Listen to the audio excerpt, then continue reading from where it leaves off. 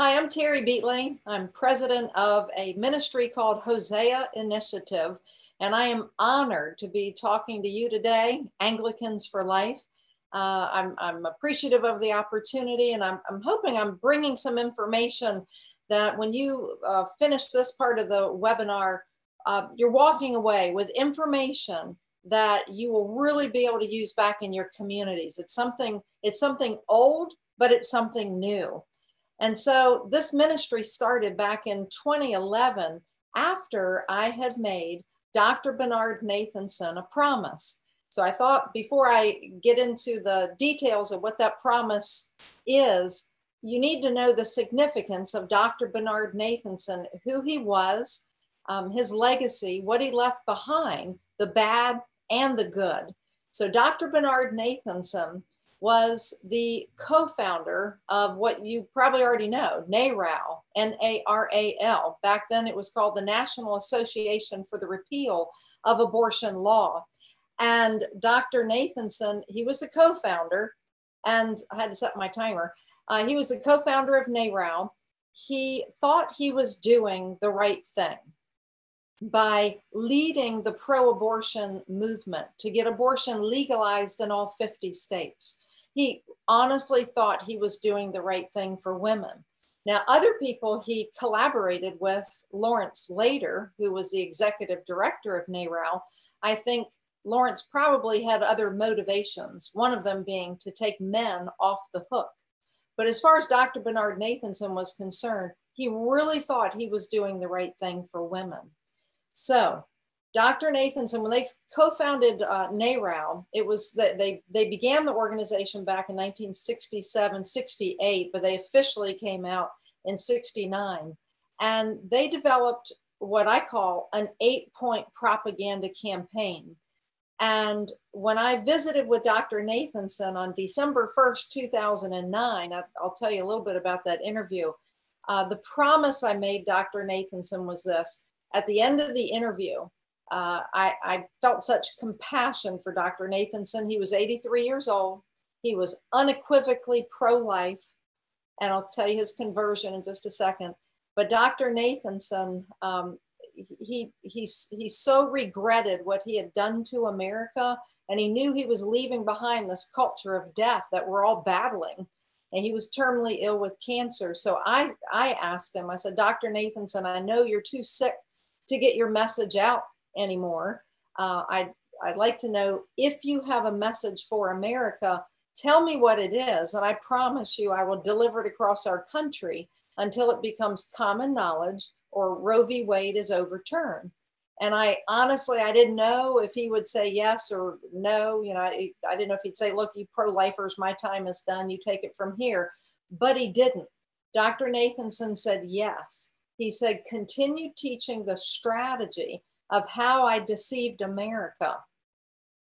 And then he said, and then tell America that the co-founder of NARAL says to love one another.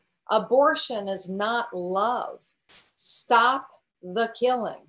The world needs more love. And I'm all about love now. And that's when I reached over and I shook Dr. Nathanson's hand and I promised him I'll get the job done. I didn't know how, I didn't know when. And that interview was actually 11 years ago, December 1st of 2009. And before I get into teaching you the 8-point strategy, I just want to tell you about how the interview happened, because I think it's all part of the story, more than anything, to encourage all of us to stay engaged, to be to the Lord's prompting. For me, I happened to be at a 24-hour prayer vigil. I had signed up for the first hour, and I was the only one in the prayer room. I was asking the Lord, what did he want me to do with these years of reading and research, and then also crossing the racial divide in Virginia. And I was going into primarily African-American churches in Virginia and teaching the truth about Planned Parenthood and Margaret Sanger. And all I could hear the Lord nudge me in my spirit was go interview Dr. Bernard Nathanson. And I sat back in the chair and I said, God, why would Dr. Nathanson say yes to my request for an interview? And it was just silent. So I knew I was supposed to at least try. I did not think I would ever get the interview. So I found his number, called up to New York. He lived in Manhattan, and his wife answered. And she said, she told me not to get my hopes up, that her husband had not granted an interview in well over a year, and to put my request in writing and fax it up to her, and that she would present it to her husband. I thought, quite frankly, that was a real sweet New York way of blowing off a very Southern sounding Virginian. And I didn't think I'd ever hear from her again. But she called me back a couple days later. She said she had presented the letter to Dr. Nathanson, and she said, to her surprise, he said yes. So that's when she asked me if I could fly to New York on December 1, 2009. And so that's how this journey began. The other thing that I want to make sure everybody knows, because when I get talking about the 8-point strategy, I found sometimes I forget to connect all these dots. And it's a really important dot. So Dr. Nathanson co-founded NARAL in 1969. And then in 1972, Dr. Nathanson, at the end of 1972, he resigned from NARAL. He submitted his resignation letter. He celebrated Roe v. Wade in January 1973.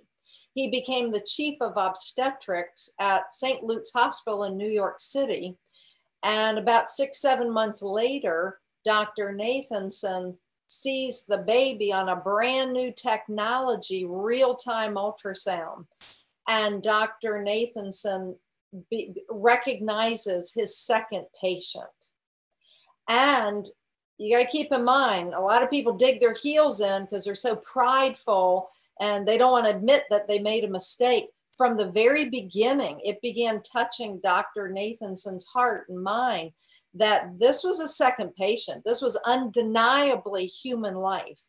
And I remember talking to his ex-wife, and the point she made, because she was married to him back then, the point she made was that he had to be intellectually honest with himself, that he was killing a human being. And I think, so what I like to say is, well, for me personally, I believe that Dr. Nathanson's legacy is for such a time as this, giving people this final tool to crush the abortion industry. So when I say final, I know in the Anglican Church, I shouldn't say I know, but I'm going to make an assumption that if I was to read through your doctrine, the Anglican Church is 100% against abortion, that you're not making up excuses. Now, and there are plenty of denominations that do make up excuses for this or that for abortion. But my point in bringing that up is we know what the doctrine says. We know what the Bible says. That's number one. We know what science now says. It's a baby. And the science so declared that even the father of America's industry of abortion became 100% unequivocally pro-life, admitted to the errors of his ways. I mean, he had to humble himself. It requires a tremendous amount of humility to say, you know what? I had lots of hubris, to say I had it right before, but he had to admit. So I think as all these things begin intersecting, all the science proves it's human life. We know what the Bible says. Hopefully all these different denominations will get their doctrine straight, that there's no reason to kill a baby in the womb, for goodness sakes. What's left is, let's make widely known what the founder of NARAL wanted everybody to know. And the last thing I wanted to say before I teach you the 8 points is, in 1969, when NARAL, they were founded in New York, and of course that's where the Margaret Sanger Planned Parenthood facility was, and Dr. Nathanson went to the board of directors at Planned Parenthood and begged Planned Parenthood to get in to help NARAL advance abortion onto America. And Planned Parenthood refused. They sat there stoically at the board table, and Nathanson said he did everything but pull off his shoe and bang it on the table. I think that's what Brezhnev did. And he later on described what the whole connection with Planned Parenthood is. Once NARAL was able to flip a 140-year-old law in New York, which had protected babies in the womb. They flipped it in 1970. It became legal in New York. New York became the abortion capital of the world. And who did Planned Parenthood call when they saw all that money laying on the table? They called Dr. Bernard Nathanson. And for 2 years, Dr. Nathanson trained Planned Parenthood. And Planned Parenthood took copious notes as he taught them how to kill and how to run an abortion mill. And boy, did he have experience, because from 1970, 71, 72, before he resigned from NARAL and became, not NARAL, but he resigned from the abortion mill that he was running called CRASH, Center for Reproductive and Sexual Health. He personally was responsible for 75,000 abortions. He personally aborted 5,000 babies. He taught doctors on how to do the procedure on additional 10,000 babies. And then he ran the facility for an additional 60,000 babies lost their lives under his management. So when I asked him, how many babies are you responsible for the death of? And he said 75,000. So this man's legacy, he's not just one more abortionist. God is not done with the legacy of Bernard Nathanson. So this is what he wanted me to teach you. But I wanted to give you that prelude. And I'm looking at my timer here so I don't run over. We have plenty of time. So here it is, the 8 points of propaganda. When we realize that people really appreciate learning this, and I'm talking about, the core pro-lifers, because most pro-lifers don't know. So if you're on the pro-choice side of things, you clearly don't know this. But so I'm gonna hold up the little booklet, and we sell these at Hosea Initiative, and I'll tell you how to get these later on. But it's called the Fact Check Booklet: Who Was America's Abortion King? And that's the title that he was given as he was going through this conversion. He had already become known as the abortion king, but then that name stuck with him for a number of years. Okay, so they hired a public relations marketing firm, NARAL did, for $7,500 to build this marketing scheme that I'm about to teach you. The first thing that they did was they framed the debate.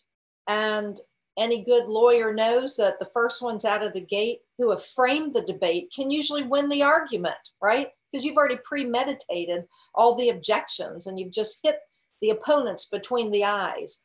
And so the first thing they did was they framed the argument. I'm actually going to hold these pages up so you see it's not too many words, and we did a lot of graphics. So just like that. So they framed the debate, and they framed it around choice.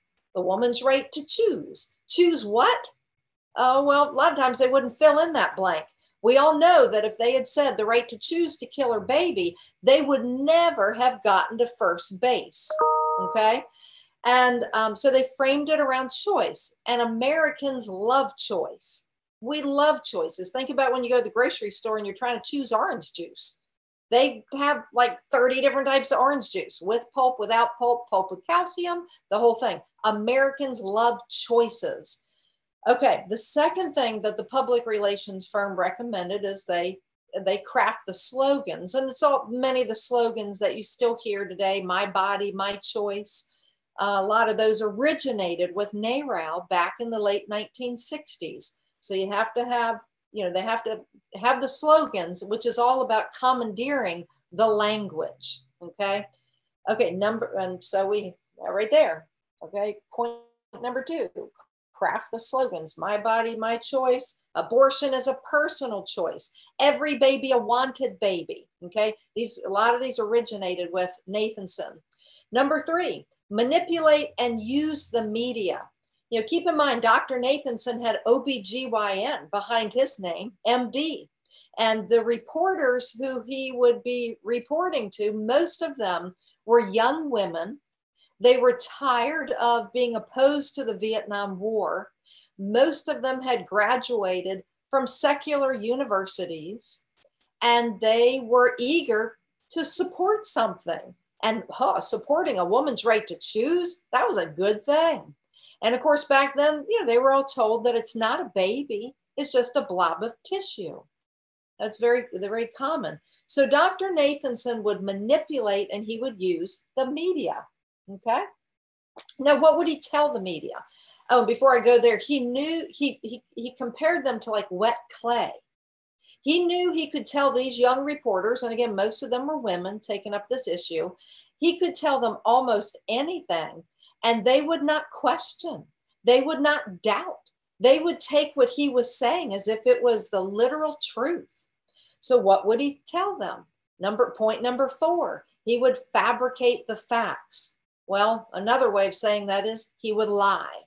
And the lies were very bold. The lies, some of the lies were these. He would say, look, 1 million women a year are having illegal back alley abortions, 1 million women a year. And 5,000 to 10,000 of those women are dying every year due to complications of illegal abortion. We just need to make it legal so these women aren't going to die. Well, why would they do that? Why would this be part of their propaganda campaign? Because the public relations company, and I'm sure Dr. Nathanson and Lawrence Lader knew it as well, but Americans, for the most part, were a compassionate, empathetic people. We're not hardened. Okay? Back then, we weren't hardened. I think we have much hardened hearts today for all the obvious reasons. But they knew they had to appeal to our empathy, to our sympathy. All right, well, what were the real facts, though? On the high side, there were not 1 million women having illegal abortions. This is on the high side. And a lot of people will argue, oh, it was much lower than this. But I use what Dr. Bernard Nathanson told me and what he published in his book called The Abortion Papers. Dr. Nathanson's number was on the high side. There were 99,000 illegal abortions per year. But there were not 5,000 to 10,000 women dying. The real number, and again, this is on the high side, on the highest was probably around 200 per year. But there were other years where you're down in single digits. There were not 10,000 women dying per year. And that's, so, when we go to the March for Life and all this, and we see the other side, they hold up their signs, no more coat hanger abortions. We can't return to those days. It's like, they're just literally regurgitating Dr. Nathanson's lies. All right. The next point number 5, is he would quote false polling. I remember when I sat beside Dr. Nathanson and I said, Dr. Nathanson, where did you get that 60% polling number? Because he would tell the media that 60% of the American public desire abortion on demand to be legalized. 60%. I'll never forget it because I'm sitting right there beside him. I said, where'd you get it? And he said, he reached his hand up. He said, I pulled it out of thin air because the PR company told them that if you're going to start a revolution, you have to be quoting numbers above 50%. Why? Because it's in the psyche. Nobody really wants to be in the minority. It's just a natural inclination to want to be part of what people are doing. So between the fabricated facts and the false polling, this began to catch on. But there's another thing, and that's our 60% number right there. Okay. So I'm showing you the images because we have people now all over America who are sitting down with their fact check booklet with somebody in that mushy middle, somebody who they want to know the truth and they've agreed to learn the truth. And they literally sit down and they've learned the story well enough, but the pictures begin imprinting in the mind, 60%. They will forever remember Dr. Nathanson would tell those young reporters 60%. And you know what the real number was, according to his writing? 0.5% of the American public wanted abortion on demand legalized. 0.5%. And he'd say 60%. I don't know about you, but that makes me mad because people were lied to up one side and down the other. Point number 6, he would repeat the lies often, repeat. And we all know that if you repeat the lies long enough in the media, it becomes the truth. All right. And this just goes to prove that there really is fake news. Lie, lie, lie. You repeat it and you've just deceived half the country. All right, point number 7, justify decriminalizing abortion. Dr. Nathanson would say, look, we just need to make it legalized so that the women are going to do it anyway, whether it's legal or illegal, they're going to go get these abortions. Well, what happens when you legalize something? People, number 1, think it's okay if it's legal. And point number 2, it's all about supply and demand. This is basic economics 101. And so now that it's legal, and that means it's okay, because why in the world would the Supreme Court legalize something that's like horrible, right? Now the demand for it goes up. And hey, it's just a blob of tissue, all these young, scared women were told. And so, but it became the self-fulfilling lie.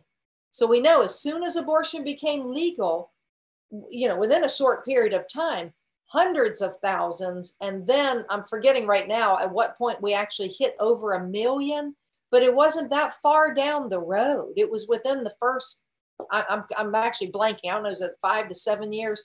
But we all know if it was 99,000 illegal abortions before legalization, and then after Roe v. Wade, we're like way, way, way up. Legalizing it increased demand, period. And we need to be able to argue that argument. Okay. And then lastly, point number 8, it was the Catholic strategy. At Hosea Initiative, we give webinars and conferences, and one of the talks, it's literally on the Catholic strategy. It takes about 45 minutes, and I don't have that much time. So I'm going to give you just the outline. It's called BESS, for blame, emphasize, support, and then straddle. Okay.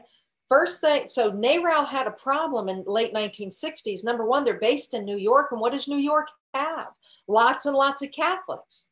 And the Catholic Church, since the beginning of the Catholic Church, had been 100% unequivocally against abortion. They never, ever, ever changed. And NARAL recognized the Catholic Church as their number 1 archenemy.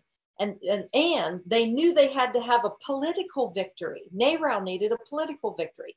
They knew long term, even though they had already flipped the New York law, making New York the abortion capital of the world, they knew that if they couldn't get political victory long term, all they would have would be these short ephemeral victories, and then the states would flip it back again, protecting babies.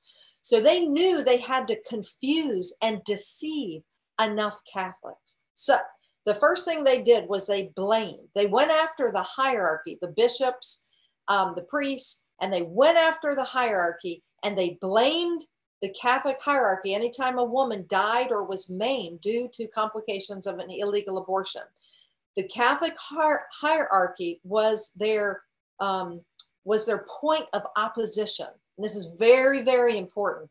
If I lined up every Catholic bishop across America, maybe 5 would say, oh, I actually know the back history of this. The only way you can learn, as far as I can tell, is if you have Dr. Nathanson's unpublished, it's no longer published anymore, the Abortion Papers book, and Hosea Initiative teaches all about this. The second part, they would emphasize any Catholic politician or candidate who had shifted over to the pro-choice side. So it was a Catholic politician, didn't matter if they're Republican, Democrat, Independent, as long as they were supportive of abortion, call it a day. The next thing is they would split.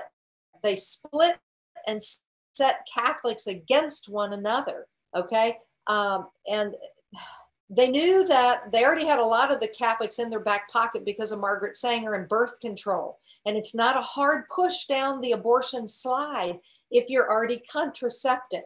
It's just a fact. And then, so they already knew a lot of Catholics, because this is, Margaret Sanger with the birth control pill. So we're talking now almost, 10 years, 12 years after birth control pill. And so a lot of Catholics are already contracepting, but what to do with those other Catholics who are very orthodox? They're not contracepting, they're 100% abortion. So they devised a plan to pit the pro-choice Catholics against the pro-life Catholics. And I don't have enough time to get into it, but just know for the purpose of this presentation today, that was part of the plan. And then they executed what was called the straddle, the Catholic straddle. And it worked like this. NARAL would say, look, Mr. and Mrs. Catholic, we know that you're personally abhorrent toward abortion, and you can remain that way. But you know, every woman deserves the right to choose, and you know, to make that decision with her doctor. So they knew they wouldn't be able to get all these pro-life Catholics, but if they could just get their vote. And that, my friends, my Anglican friends, is how the why part on why there's so many Catholics today who are supporting pro-abortion candidates. And one day they're going to know, because if I will do this till the day I die, is I want every American and Christians to know how so many Christians have been deceived, and Catholics. I mean, it's part of the Christian body, right? And we don't want it to happen. It's already happened to other denomination lines, many of them, and you don't want it to happen to the Anglican Church. So I'm going to repeat it real quick. Okay, the 8 points, just as a quick summary, because that's what I told Georgette that I was going to do, is let's teach that 8-point strategy. Number one, they framed the argument around choice. Number two, crafted the slogans. Number three, manipulated and used the media. Number four, they fabricated the facts. Remember, 1 million and 5 to 10,000, right? 1 million abortions a year, 5 to 10,000 women were dying per year. You've got to memorize that. Bald face lies. And number five, quoted false polling. Number six, repeated the lies. Number seven, justified decriminalizing abortion. And number eight, the Catholic strategy. And that, my friends, is what I believe. I believe the Lord, and I wish I had time to give you all the mystical reasons why, but I don't. But I believe the Lord is resurrecting Dr. Bernard Nathanson's legacy, the bad and the good. Because on December 8, 1996, Dr. Nathanson became a child of God. He was baptized. He was baptized in the Catholic Church, became a child of God. And on December 8, 1996, I have every reason to believe the Lord wants every American to know what I just went over. Because if they can learn this, if you will sit down with them, and this is what I encourage, every church across America needs to get a case. It's 200 of these in a case. And the way you get the case is email me at info, I-N-F-O, info at hoseaforyou.org. We're going to get fancy pretty soon and have all this up, you know, the cases, and you can just go in and place your order. But for right now, just email me, Terri, I'm interested in a case, or I want to get 50 or whatever, and we'll send you what the cost is and all that. But I believe every church across America can order a case of these. Just pitch in your money, learn the story. You sit down with your friends, your family, your other pro-lifers, practice going over this. And I wish I had time to tell you the stories, but I can just make you a promise that we have people across America, they're participating in 40 Days for Life, and they're putting these in the hands of people who are cursing them day after day. And when the people get this booklet and then they walk past the pro-lifers the next day, they're not saying a word. So the seeds are planted, and God will bless those people with other people, and sooner or later, they will become pro-life. So that's the legacy of Dr. Nathanson and the 8-point strategy. I'm happy to take any questions.